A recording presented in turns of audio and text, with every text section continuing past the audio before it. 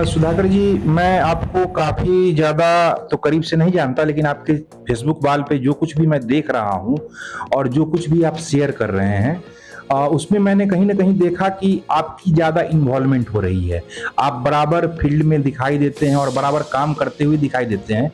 तो क्या वहाँ के जो अधिकारी हैं, क्या नाला साफ करवाने के लिए एक एमएलए को वहां तक जाना चाहिए, या फिर वो जा रहे हैं और कर रहे हैं, या फिर खुद से वो बिजली कार्यालय का उद्घाटन कर रहे हैं, या फिर उसको क्रियान्वयन करवा रहे हैं 12 घंटे बिजली? ये जो व्यवस्था है, इस पे आप क्या कहेंगे? देखिए, यह अभी विमर्श में आया नहीं। इस देश की राजनीति की मैं बात करता हूँ, बिहार छोड़ दीजिए, तो देश की राजनीति में कि विधायिका की विधानसभा का सत्र न्यूनतम 90 दिन होना चाहिए, लेकिन वो 90 दिन की जगह घट के 30-35 दिन हो गया। तो स्वाभाविक है कि विधायिका की गुणवत्ता पे तो सवाल है, बहस पे भी सवाल है, कानून पे भी सवाल है। इसीलिए आप कई बार देखते होंगे माननीय न्यायालय जब कोई फैसला देना होता है तो चिंतित हो जाता है कि ये कानून जब बनाने की पूरी प्रक्रिया में जो सबसे इम्पॉर्टेंट रोल स्टेक होल्डर जो है वो है विधानसभा, उसमें बहस ही नहीं हुआ और बिना बहस का कानून पास हो गया। अब वैसी परिस्थिति में जो न्यायाधीश महोदय ये नहीं समझ पाते कि ये कानून जो बना है उसका उद्देश्य क्या था। वो उद्देश्य तभी साफ होगा जब बहस हो, बहस हुआ ही नहीं। प्रीपेड मीटर और पोस्टपेड मीटर, ये जो बड़ा ही एक अंतर्द्वंद मेरे यहाँ काफी सारे लोगों ने फोन करके कहा कि क्या आप पत्रकार, तुम क्या करते हो, इस तरह की भाषा में तुम, मतलब कई बार हमने व्यंग भी लिखे, तंज भी लिखे, काफी कुछ लिखा और चीजें सुधरती हैं। लेकिन ये बिजली का पोस्टपेड मीटर और प्रीपेड मीटर पे आपका क्या टेक है? देखिए, इसमें सुधार की भारी गुंजाइश है। बिजली विभाग को चलाने के लिए पैसे की आवश्यकता है। बिजली बिल जो इस्तेमाल कर रहे हैं उसका भुगतान लोगों को ईमानदारी से करना चाहिए। कहा जाता है कि हम लोग के बिहार में कहा जाता है कि चोर के आगे ताला क्या, बेईमान के आगे केवाला क्या। तो जो बेईमानी जो करना चाहेगा वो तो बेईमानी करेगा ही, और जो चोरी करना चाहेगा वो कितनों अंडरग्राउंड भी करवा दीजिए। तो इसी से जुड़ा हुआ सवाल जो है कि अंडरग्राउंड की जब योजना जब आती है, बिजली के तारों को भूमिगत करना है, तो वो शुरू होती है मुख्यमंत्री निवास से, ठीक है, और खत्म कहाँ हो जाती है? वहीं पे भूमिगत हो जाती है योजना। उसके बाद ऑफ पोल रोड वगैरह में जाता है, वहीं पे खत्म हो जाती है। और सबसे पहले जो प्रीपेड मीटर, जिसका कि विवाद दिल्ली सरकार ने रोक लिया, अभी तक वहां पे इंप्लीमेंट नहीं हुआ है, लगाया ही नहीं जा रहा है। मुंबई में भी नहीं लगाया जा रहा है, आपके झारखंड में रुका हुआ है, उस पर थोड़ा बहुत द्वंद है। तो कहीं ना कहीं ये चीजें देखने को मिल रही है कि बिहार का में क्यों इसको इम्प्लीमेंट इतना जल्दी किया गया, इस पे अगर आप कुछ कहना चाहें। बिहार एक यूनिक केस है, पूरे देश में बिहार एक यूनिक केस है। वर्तमान की बिहार सरकार ने मांग किया है कि वन नेशन वन टैरिफ लागू किया जाए, जिससे हमारा बिजली का जो कॉस्ट है वो घट जाए। देखिए, हमको तो नहीं लगता जो केंद्र में जो सरकार है वो जिस तरह से उद्योगपतियों के पक्ष में काम कर रही है, तो मुझे नहीं लगता है कि वन नेशन वन टैरिफ योजना लागू करेगा और देश के बिजली उपभोक्ताओं को परेशानी में डालेगा। नेता कोई बनता कैसे है क्या? तो जरा अपने बारे में, जरा अपनी जुबानी, ये तो लोगों ने पढ़ा विकिपीडिया पे या फिर कहीं भी, तो मैं जानना चाहूंगा सुधाकर सिंह जी से कि क्या इसमें मतलब कि कैसे मन में विचार आया कि या तो एक पारिवारिक पृष्ठभूमि का असर रहा, या फिर मतलब कि ये दर्शकों को जरा बताएं कि आपका जो स्कूली शिक्षा दीक्षा या फिर जो करोड़ीमल कॉलेज तक का जो सफर रहा, उस पर जरा अपना दृष्टिकोण डालें। देखिए, वो एक दिल्ली यूनिवर्सिटी और केएमसी करोड़ीमल कॉलेज तक की जो यात्रा है, उसके पीछे एक बड़ी स्याह यात्रा है। हमारी पढ़ाई, आपने पढ़ाई सरकारी स्कूल में की? शुरू से लेकर अंत तक।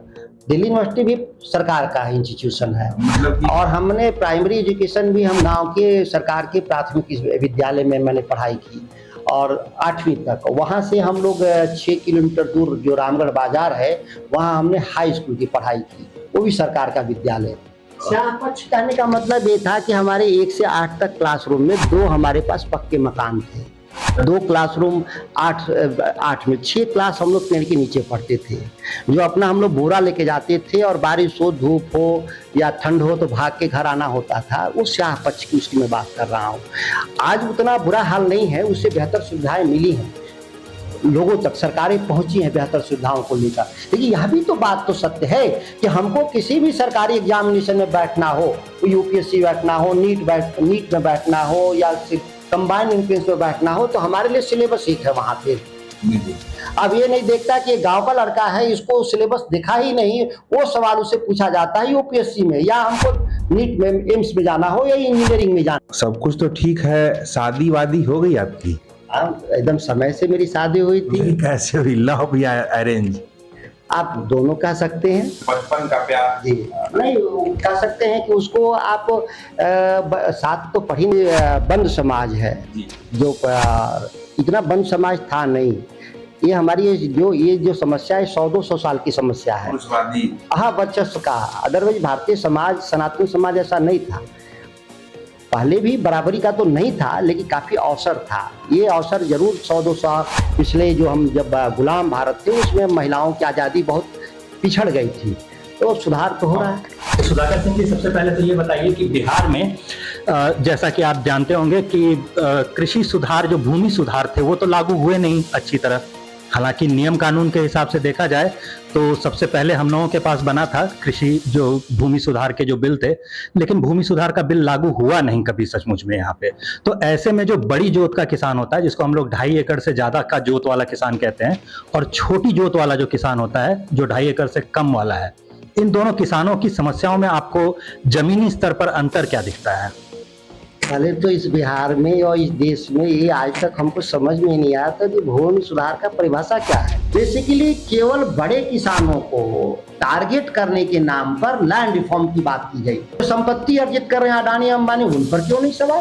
तो एक तरह से वोट बैंक की राजनीति है लैंड डिस्ट्रीब्यूशन, लेकिन लैंड डिस्ट्रीब्यूशन नहीं कहते हो, उसको कहा जाता है लैंड रिफॉर्म। ये है मानसिक दिवालियापन, बौद्धिक दिवालियापन इस बिहार में रहा। राजनेताओं का हो या जो थिंक टैंक कहते हैं अपने को, उन लोगों का ये मानसिक दिवालियापन, जिसके चलते बिहार भूख से मौत की तरफ बढ़ रहा है। शब्द मेरे कड़े हो सकते हैं, मैं कई बार कहा कि शब्द शायद मैं गुस्से में कड़े शब्दों का मैंने इस्तेमाल किया, लेकिन कभी जीवन में जो मैंने कहा उससे पीछे नहीं जाऊंगा। कुछ वर्षों से, करीबन 15 वर्षों से बिहार सरकार एक कृषि रोड मैप जारी कर रही है। अब इस कृषि रोड मैप में कहा जाता है कि इसकी वजह से काफी ज्यादा बदलाव आ रहे हैं, काफी ज्यादा सुधार आ रहे हैं। जमीनी स्तर पर आपको क्या लगता है, कृषि रोड मैप से क्या फायदा हुआ है, क्या बदलाव आए हैं? देखिए, तो उसमें कृषि कहाँ है? अगर हम पूरे रोड मैप को पढ़ लें तो उसमें कृषि कहाँ है? कृषि है ही नहीं। 12 विभागों का सम्मिलित बजट को हम कृषि रोड मैप कहते हैं।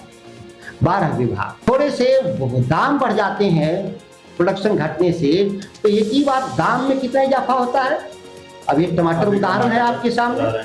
As a policy maker, officers या जो हमारे जो लगे हुए स्टेट में, हम में लोगों में से सबसे जो काबिल है पूरी कृषि व्यवस्था में, मंत्री से लेकर नीचे खेत तक, तो मेरा मजदूर है, वो हमसे ज्यादा जानता है। उत्पादन के मामले में तो बिहार पीछे है ही, इसके अलावा और जिन चीज़ों के मामले में पीछे है उसमें से एक बहुत खास चीज़ आती है। एक तो जो कृषि श्रमिक की जो आय होती है, दैनिक आय, उसका अगर हम लोग हिसाब किताब देखें तो केरल में जितना आय होता है उसका करीब करीब 1/4 हो जाता है। इवन अगर हम लोग पंजाब से तुलना कर लें तो फिर आधा हो जाएगा, असम से भी तुलना कर लें तो काफ़ी कम हो जाएगा। ऐसे में पलायन तो होगा ही। तो अगर इस सवाल को लेकिन फिलहाल के लिए हम लोग रहने देते हैं, फिलहाल ये बताइए कि खाद और बीज की बिहार में क्या स्थिति होती है? जैसे कि अगर हम लोग यूरिया की बात करें, 264 रुपए 265 के आसपास का रेट है, तो क्या इस सरकारी रेट पर और समय पर खाद, बीज और जो कीटनाशक वगैरह होते हैं, ये सब किसान को उपलब्ध हैं, या फिर इस सब में देरी होती है और इसकी वजह से समस्याएं होती होंगी? देखिए, मैं एक राजनेता के तौर पे हम अपनी पार्टी, अपनी सरकार को जो प्रोटेक्ट कर लें, लेकिन आम आदमी से पूछ लीजिए तो कृषि विभाग के परफॉर्मेंस से कोई संतुष्ट नहीं है। उसके कारण है कि कहा जाता है कि समय से अगर खेती ना हो तो खेती का कोई मतलब नहीं। का वर्षा जब कृषि सुखाए। का बीज निगम है हमारे यहाँ, वो नकली बीज बेचता है। किसान जिस भरोसे के साथ बीज लेके जाता है उसका वो ग्रेन के रूप में यूज करता है। पूरे बिहार में बीज निगम का कोई भी बीज अब किसान उपयोग नहीं करता, वो ग्रेन के रूप में, खाने के रूप में यूज करता है। चलो लोग कहते हैं कि आखिर तब किसान क्यों बीज नहीं लेता है? क्योंकि उसमें सब्सिडी है, और सब्सिडी ले अगर काट दीजिएगा तो उसका, जैसे गेहूं है तो 25 रुपए केजी बाजार में गेहूं है, और सरकार उसको सब्सिडी देके 25 रुपए में गेहूं दे रही है, तो कहता है चलो बीज तो नहीं, कम से कम जानवर को खाने का तो काम आ जाएगा। एक और चीज की बात होती है ग्रीन रिवॉल्यूशन की। अब ग्रीन रिवॉल्यूशन जैसे पंजाब वगैरह में आया, कृषि का उत्पादन जो था अचानक काफी ज्यादा बढ़ गया। इसके साथ ही जो मंडी वगैरह की व्यवस्था थी वो काफी बदल गई। बिहार में अगर हम लोग उसी को देखें तो जिस चीज के लिए अभी हाल में किसान दिल्ली में आंदोलन कर रहे थे, वो सारे सुधार जो थे, वो सारे बदलाव जो थे, करीब करीब वो सभी बिहार में 12-15 साल से लागू है। मंडी वगैरह जो है वो सरकारी ही नहीं है, अब निजी मंडियां भी हैं। बाहर के लोग आकर के पट्टे पर खेती वगैरह जो कर रहे होते हैं वो भी लागू है यहाँ पे। तो ये ग्रीन रिवॉल्यूशन इन सब चीजों के बदलाव के बावजूद बिहार तक पहुंचा क्यों नहीं, कहाँ अटक गया? देखिए, एक ग्रीन रिवॉल्यूशन के लिए ये मंडी कानून की जो न्यू एग्रीकल्चर जो पॉलिसी गवर्नमेंट ऑफ इंडिया ले आई, जो बिहार में 2006 से इम्प्लीमेंटेड है, तो बिहार एक यूनिक केस हुआ कि यहाँ वो कानून जिस एग्रीकल्चर कानून की समीक्षा की बात कर रहे हैं जो भारत सरकार में, जिसके विरोध में देश के किसान गए थे और वापस देना पड़ा, वो तो बिहार में 17 साल पहले से है। तो जरूर बिहार के किसानों की आमदनी बढ़ना चाहिए था। अगर वो नीति सही है जो मोदी जी ने दिल्ली में लाया, तो बिहार को तो राजा होना चाहिए था, यहाँ के लोगों को, स्थानीय लोगों को राजा हो जाना चाहिए था। यहाँ तो सारे नियम लागू हैं जो मोदी जी चाहते थे, जिसको वापस जाना पड़ा यही देश में। और जब सबसे कम आए हैं तो सबसे अधिक पलायन भी बिहार के पास है। शायद देश चाहता है कि बिहार गरीब रहे, क्योंकि उनको मजदूर चाहिए देश को, इसीलिए देश को चिंता नहीं है बिहार आगे जाए न जाए। हम बिहारियों को ही चिंता करना होगा कि हम अपनी दशा और दिशा को कैसे ठीक करें। इसके लिए कोई बाहर से नहीं आएगा। बिहार गरीब रहेगा, देश के धन्ना सेठ, उद्योगपति, अडानी अंबानी वो खुश रहेंगे, याद रखिए। इसीलिए बिहार के बारे में कोई, आप देखे होंगे कि बिहार जब पीछे छूट गया तो बिहार पे चर्चा बंद है दिल्ली में, सिवाय इसके दुर्दशा का चर्चा। एक चीज होती है फूड प्रोसेसिंग, खाद्य प्रसंस्करण। अब बिहार में अगर परंपरागत रूप से देखें तो हम लोग अदौरी बनाने से लेकर के सुखौंती बनाने तक, उस सब में हम लोग इन चीज़ों का इस्तेमाल करते रहे हैं। किसी न किसी तरह से फूड को स्टोर किया जाता रहा है ताकि उसको बाढ़ के समय में इस्तेमाल किया जाता रहे, या फिर कभी अगर सूखा पड़ जाए, अकाल पड़ जाए, उस समय इस्तेमाल किया जा सके। तो ये जो स्टोरेज का जो परंपरागत तरीका था वो तो बंद हुआ ही, नए तरीके भी लागू नहीं हुए। फिलहाल अगर हम लोग बात करें कि भाई टमाटर से टमाटो प्यूरी बनाते हैं कि नहीं, तो ये तो बहुत आगे की बात हो जाती है। अगर हम लोग ये पूछ लें कि धान से जो राइस बनाने का, चावल बनाने का जो राइस मिल होता है वो है कि नहीं, तो वहाँ भी स्थिति बहुत खराब दिखती है। तो ये जो कोल्ड स्टोरेज से लेकर के फूड प्रोसेसिंग तक का बिल्कुल बीच का चेन था जिसमें हम लोग कुछ कर सकते थे, इसमें बिहार की क्या स्थिति है अभी? असल बिहार के भीतर जो कानून नहीं होने से समस्या खड़ा हो रहा है।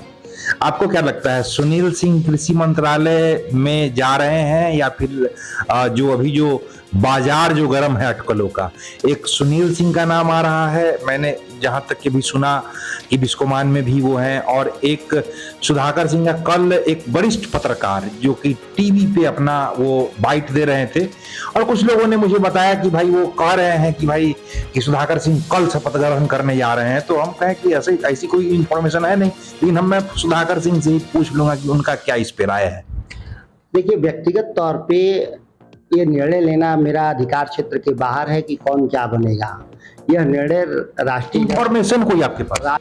लालू जी जो आपके, जो कहने का सेंस है कि जो राजद के जो सबसे जो महामहिम हुए और जो कि करता धरता और सब कुछ वही है लालू जी, तो लालू जी के बारे में आप क्या सोचते हैं? मैं इस पे बताऊंगा आपको कि मैं क्या सोचता हूँ। लालू प्रसाद जी हमारे आज के नेता नहीं, हम लोग राजनीति के शुरुआती दौर में उनको देखते हुए बड़ा हुए, और उनके एक बड़ी 8वां पास 9वां पास उप मुख्यमंत्री कैसे बन गया, इस पे आपका क्या ठीक? देखिए, जब भारतीय लोकतंत्र की जब स्थापना हो रही थी, याद करिए चूंकि इतिहास का विषय है तो एक मत भिन्नता उस समय भी नहीं, उसके लिए नहीं, वो इसलिए कहा कि उस समय भी मत भिन्नता था। पार्लियामेंट की डिबेट को उठा के, संविधान सभा की डिबेट को देखिए कि सभी को वोटिंग राइट का अधिकार नहीं होना चाहिए, संपत्ति वालों को वोटिंग राइट का अधिकार होना चाहिए। उस समय पढ़ाई लिखाई का नहीं था, संपत्ति का था। और जब सबको मिलने का अधिकार, तो इसमें 5वां क्लास और पीएचडी का कहां सवाल पैदा हो गया।